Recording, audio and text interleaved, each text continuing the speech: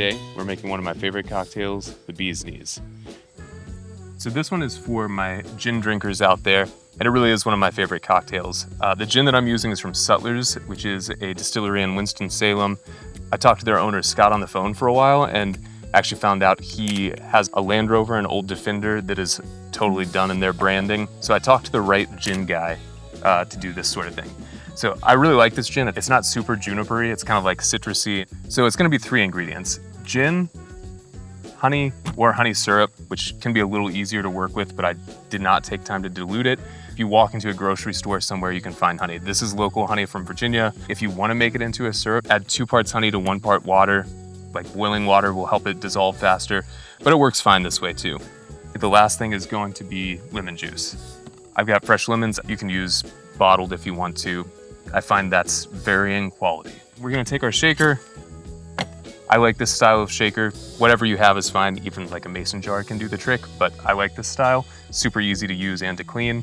And it's about an ounce of lemon juice, which is usually a half a lemon or around there. And yeah, that's about right. Add that to your shaker. Since I'm using honey and it's not diluted, I'm gonna go a little less, so maybe like somewhere between a half and 3/4 of an ounce.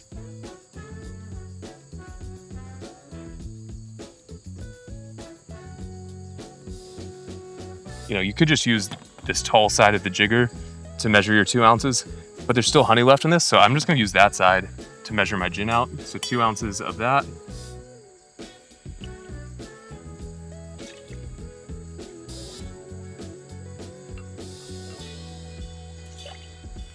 All right, so there's all your ingredients. Just gonna fill this side of the shaker, the smaller side, with ice.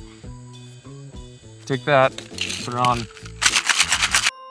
Listen, I saw you click away on the last episode.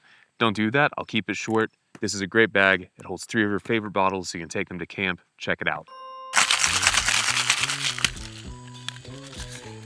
And I'm just shaking it until it's frosty. You can see some steam coming out of it.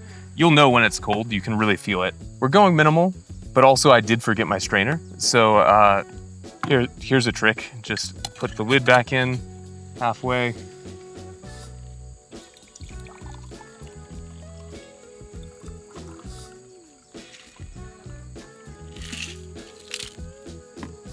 And there is a Bee's Knees. Again, if you want to get a little fancy,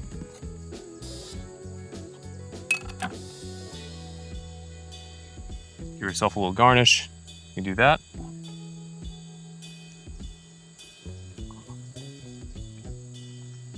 It's so good. It's super refreshing. The Sutler's gin is great in this because it's already a little citrusy. And then the honey, you really taste the honey. You can make a drink like this if you just use simple syrup or something, but I really think the honey is what makes this special.